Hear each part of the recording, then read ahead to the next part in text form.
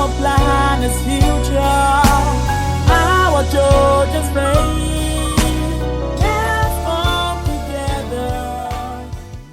Hey planet lovers, welcome to the fourth episode of the TEOS Climate Info podcast, where we bring you tea on climate change and everything climate issue.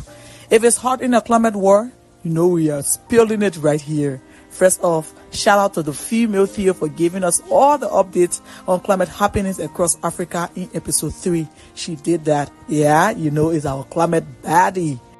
But today, we're switching it up a bit. We've got a special guest in the building who loves the earth just as much as we do.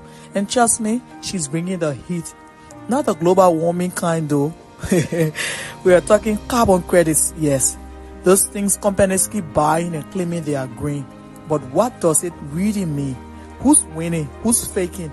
And are our communities being left out of the conversation? Welcome to the show, Ms. Wei. Thank you, Theo. Super excited to be here and break this topic down. It's about time we talk about what's really going on behind all these offsets. Welcome to the show, Ms. Wei. Let's get into it. For those who are hearing this term for the first time, what exactly are carbon credits in simple terms? Great question. So, carbon credits are basically like a permit.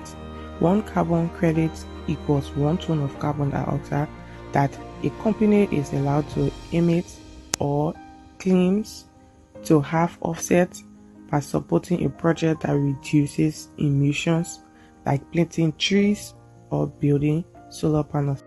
So you're saying if a big company is polluting, they can just buy carbon credits and say, oh, we are green now? Exactly. And that's where the controversy starts. Some companies equally invest in good projects that help the environment, but others, they just buy credits and continue polluting. It's like paying someone else to clean up your mess while you keep making more mess. That part. And it hits harder when you realize that the global south countries like our country, Liberia, who contribute the least to climate change, are the ones most affected, while the rich countries just keep buying their way out of their responsibilities.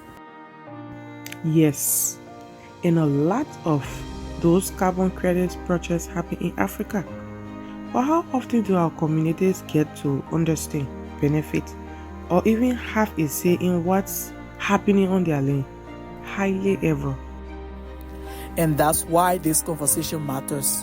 We can let the idea of carbon markets distract us from the real work of cutting emissions and protecting frontline communities. Carbon credits should be a complement to real action, not a cover-up.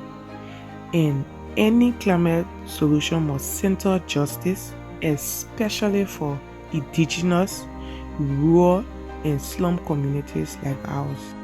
Alright, y'all, that's some real tea today.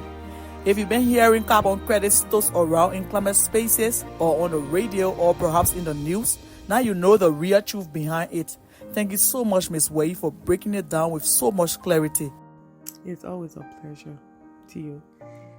Keep using your mic to make noise for justice. You already know it's your host, Theo.